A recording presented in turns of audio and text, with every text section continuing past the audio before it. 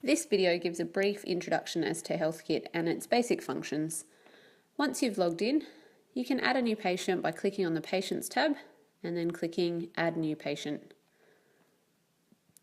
Enter in all the necessary details including their name, date of birth, email address and their gender. Remember, their email address can be important for reminder functions. Once you've entered all the information that you need, just check to see if there's anything else. Otherwise, you can click on the bottom Save button.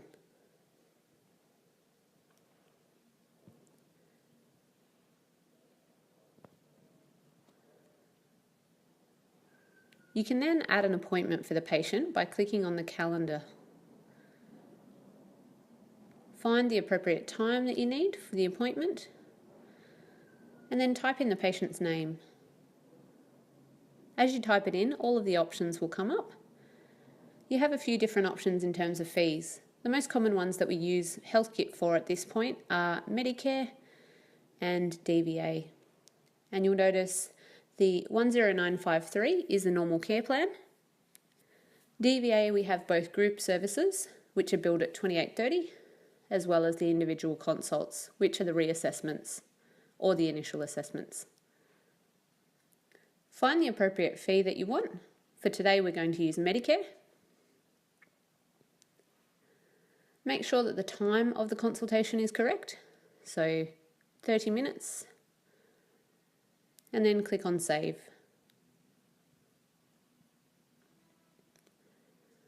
From here, you can create an invoice.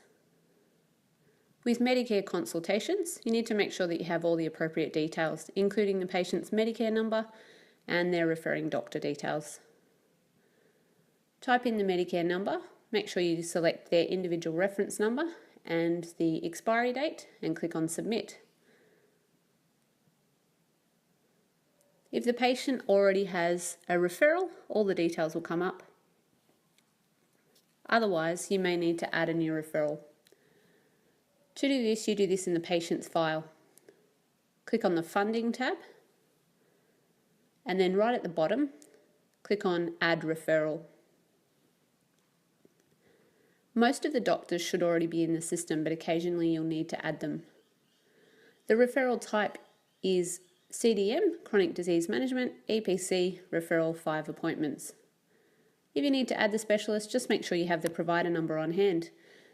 That'll permanently save it into the system.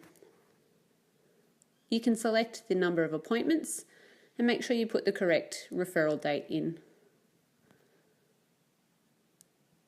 You can then go back to the original invoice through the Clinical tab, find the appropriate appointment date, click on the Invoice button, and it will bring up the existing invoice. For all Medicare claims, you need to mark it as paid before you process the rebate. Once you've marked the invoice as paid, you click on the Process Rebate button, which is in the bottom right-hand corner. The details in red that are shown on the screen will be entered with your provider details. If you still see the red, you might have to go back and make sure that these details are correct. Otherwise, click the Process button.